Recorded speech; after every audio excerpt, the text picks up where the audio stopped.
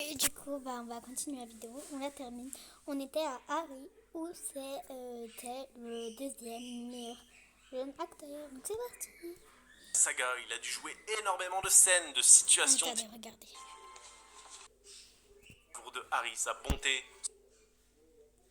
Harry et Ginny n'est pas un couple qui me... Mais pour Dumbledore, une place et pas la première. Je trouve qu'à quelques... pendant ses 10 ans, et on peut lui reprocher peu de choses. Ceux qui la placeront en première place.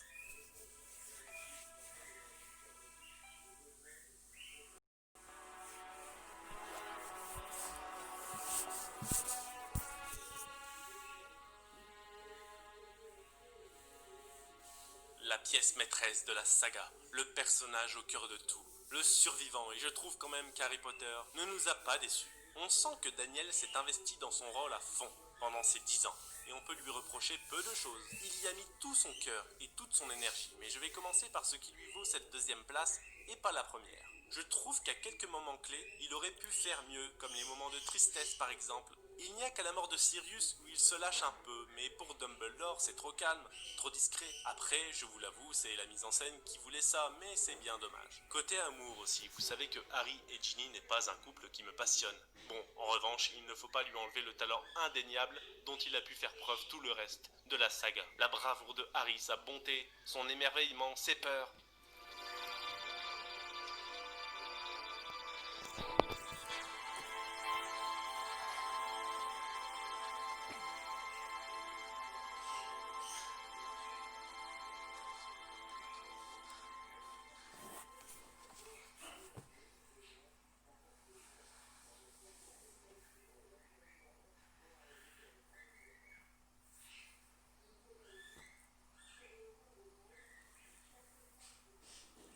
J'adore les autres expressions qu'il a pu montrer, ses moments de bonheur, de relâchement. Et même si Harry est un personnage marqué par les tragédies, il fallait réussir ses joies, ses victoires, et Daniel n'a jamais failli.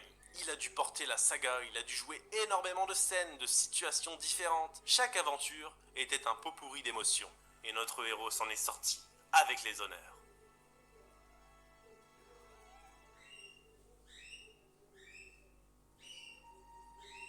Qui est à la première place? Voyons voir. Hein?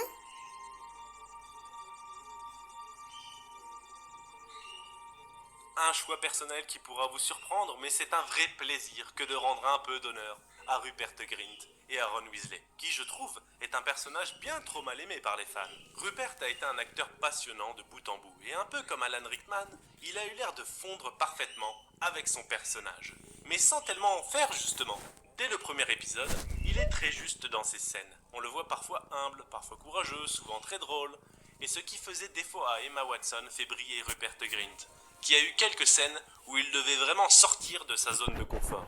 Arrêter d'être un comique de service, notamment dans Les Reliques de la Mort partie 1 où il est au summum de son interprétation, où il affronte des scènes d'ordinaire réservées à Harry. Ron, c'est l'humour, le réconfort, alors le retrouver plongé dans ses ténèbres, c'était déstabilisant de la bonne façon.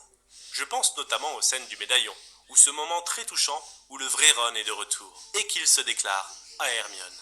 Voice. Your voice, Hermione. Coming out of it. And what exactly did I say, may I ask? My name. Just my name. Like a whisper. So I took it, clicked it, and this tiny ball of light appeared. And I knew. Sure enough, it floated toward me, the ball of light. Went right to my chest, straight through me. Right here. I knew it was going to take me where I needed to go, so I disapparated. I came to this hillside. It was dark, I had no idea where I was. Just hoped that one of you would show yourself. Cofidis présente préjugé numéro 11. Les offres alléchantes cachent souvent un loup. Quoi? J'écoute Harry Potter. You did. Non.